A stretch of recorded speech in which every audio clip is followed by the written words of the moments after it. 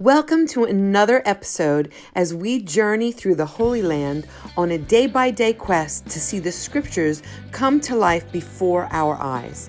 I'm your host, Joanna Fruhoff from the Gracious Vine Music and Ministry, and we hope that you will consider joining us on a trip to Israel as we are joined by our guest, Paoli, and other members of his band to see the Scriptures go from two-dimensional to 3D and living color. In this episode, we'll be awakened in Tiberias on the shores of the Sea of Galilee and travel to several of the nearby sites to capture a glimpse of what the Gospels tell us. Like birds on a breadcrumb trail, we'll move from location to location, hear the Scriptures, and share what they meant and how they apply to our lives as we lay hold of deeper truths and spiritual insights from the very pages of Scripture. Join us as we enjoy together the Sea of Galilee region and take in the sights like Capernaum, the Mount of Beatitudes, the kibbutz of Gennesaret, and the Yardenite baptismal sites on the Jordan River as it again exits the Galilee and heads further south. The Sea of Galilee is a unique body of water. It is actually a lake of fresh water and not a sea of salt water. It is fed by the northern portion of the Jordan River, whose waters flow from the most northern regions of Israel and whose headwaters start at Tel Dan and Caesarea Philippi, or Banias, at the foot of Mount Hermon, where we were in our last episode. The Sea of Galilee is 7 miles across and 12 miles long. It is shaped like an old harp, and therefore its name is Kinnereth, which means harp in Hebrew. Gennesaret, Sea of Chinneroth, Lake Kinneret, and the Sea of Tiberias are just some of the names that are mentioned throughout Scriptures for this body of water.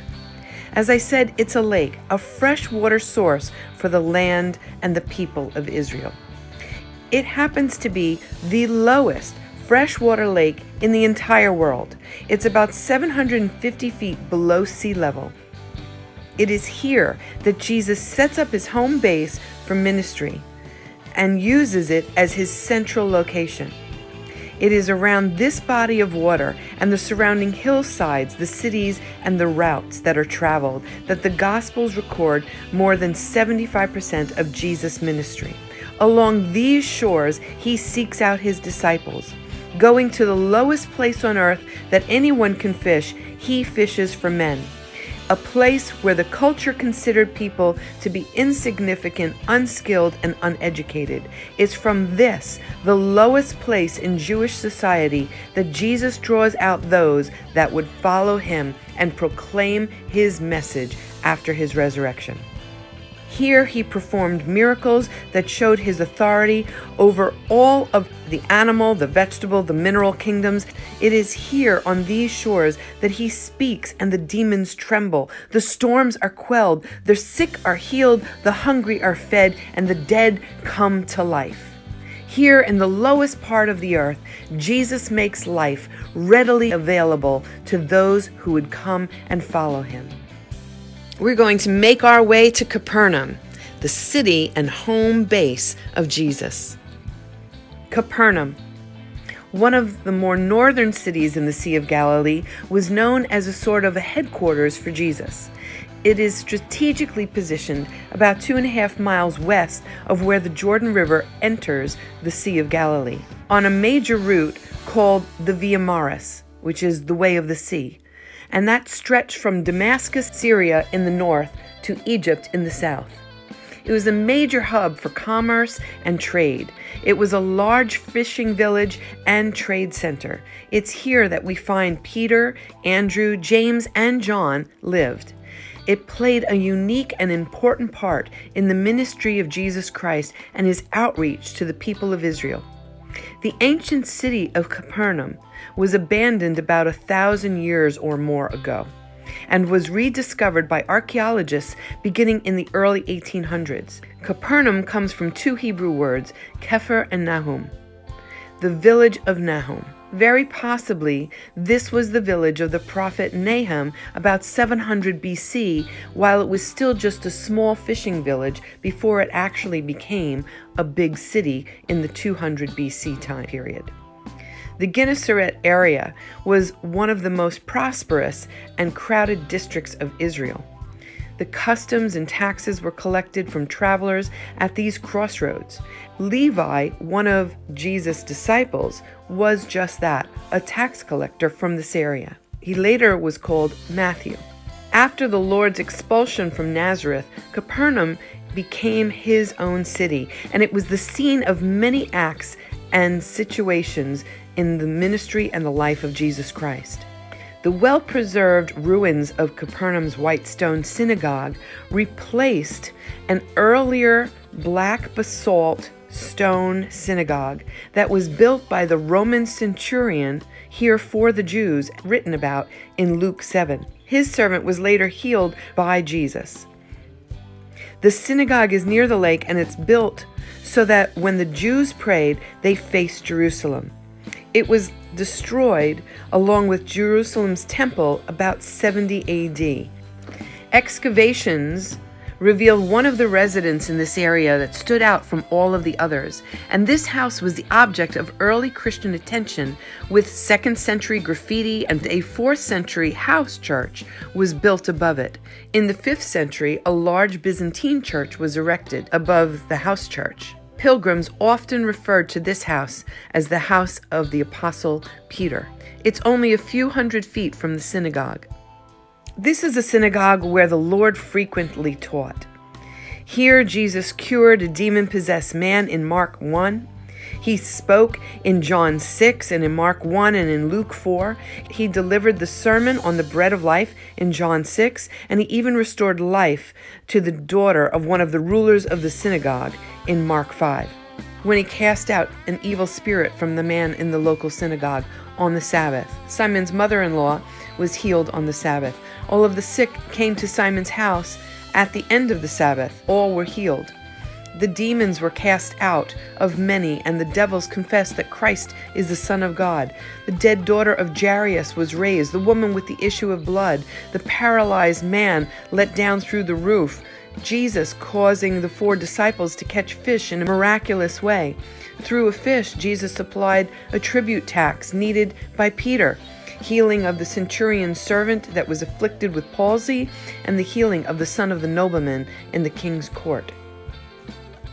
Despite the unique number of miracle and evidences, one after another, Jesus said that these people in Capernaum lacked faith in him and remained unrepentant, and because they turned so strongly away from the uniquely gracious light that he brought, they were judged so strongly. And therefore, Chorazin, Bethsaida, and Capernaum received the same curse, and that it shall be more tolerable the land of Sodom in the day of judgment than for you. Ultimately, these 3 cities were all destroyed, and Capernaum became virtually uninhabited ruins for centuries. Next, we're going to head to the Mount of Beatitudes. This mount is just west of Capernaum, and it is believed to be the area from which Jesus delivered the Sermon on the Mount to the crowds that followed him, and has been revered as such for more than 1,600 years. The Sermon on the Mount is one of the longest discourses of Jesus found in the New Testament, and has some of the most widely quoted elements of the Gospels, including the teachings of Jesus, the Beatitudes themselves, and the Lord's Prayer. The Sermon on the Mount is generally considered to contain the central tenets of Christian discipleship, which emphasize not just moral teaching, but the spiritual understanding of the 10 Commandments. You can read the Sermon on the Mount in Matthew 5, 6, and 7. In almost all the cases, the phrases used in the Beatitudes are familiar from the Old Testament context, the Hebrew Scriptures, but in the sermon, Jesus gives them new meaning. Together, the Beatitudes present a new set of ideals that focus on love and humility rather than on force and mastery. They echo the highest ideals of Jesus' teaching spiritually and from a place of compassion. And these teachings emphasize that all of these acts of mercy provide both temporal and spiritual benefits and blessings. In the beginning, he uses metaphors of salt and light. Jesus preaches about hell and what it's like. He reinterprets the old covenant. Further on in the Beatitudes, Jesus is condemning doing good works simply for recognition and not from the heart. His discourse condemns superficiality and materialism and requires everybody to seek the kingdom of God first. And then he gives an example, a form and a skeleton by which we can build all our prayers on. The teachings of the Sermon on the Mount are a key element in our Christian walk. St. Augustine stated in the 5th century that it is a perfect standard of a Christian life. The teachings of the Sermon on the Mount place a high level of an emphasis on the purity of heart and are a great compass for our journey with Christ. Along the shores of the Galilee, we're going to head to the Kibbutz Ginosar, where we will see a nearly 2,000-year-old boat that has been restored. In 1986, along the shore of the Sea of Galilee, during a severe drought where the water level had dropped significantly, the frame of an ancient boat was revealed. That discovery led scientists to secure and restore that boat. They found out through carbon dating that it can be dated to 100 BC to 70 AD, within that time range, and so it's known as the Jesus boat or the Sea of Galilee boat. Using innovative techniques, the boat frame was secured and rescued. It was later placed in a specific tank and is now displayed in the local museum of Ginosar in the Yigal Allon Museum. It is similar to the types of boats that would have been used during the time that Jesus and his disciples sailed and fished on these waters. Finally, we're going to make our way to the Jordan River itself. The Jordan River is an amazing river. It winds its way down from the heights of Hermon all the way down to the Dead Sea. The Jordan River runs through the land and through the history of the Bible, giving its waters a spiritual significance that sets it aside from other rivers. The Jordan is significant for Jews because the tribes of Israel under Joshua crossed the river on dry ground to enter the promised land after years of wandering in the desert under Moses. It is significant for Christians because John the Baptist baptized Jesus in the waters of the Jordan. It's here that he submitted to John in obedience to the will of God. The prophets Elijah and Elisha also crossed the river dry-shod, and the Syrian general Naaman was healed of leprosy after washing in the Jordan River at Elisha's directions. We're going to go to the Jordan River ourselves, and anybody that desires to do so can either renew their baptism or they can be baptized for the first time. It's a tremendous privilege, and we encourage you to participate in this time.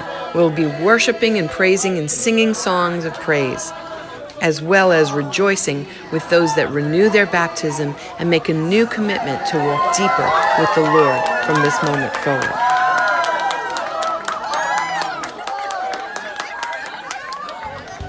I hope that you've enjoyed this episode and will join us on the next episode as we continue in the Sea of Galilee region, looking at more of the wonderful sights and experience more of the wonderful culture, the people, and the terrain. Join us next time. And if you have any questions about our trip in October of 2020, go to our webpage, www.graciousvine.com, and click on the links. Thank you for joining us as we enjoy the wonder and the magnificence of this area, this land, and see the scriptures open up before us.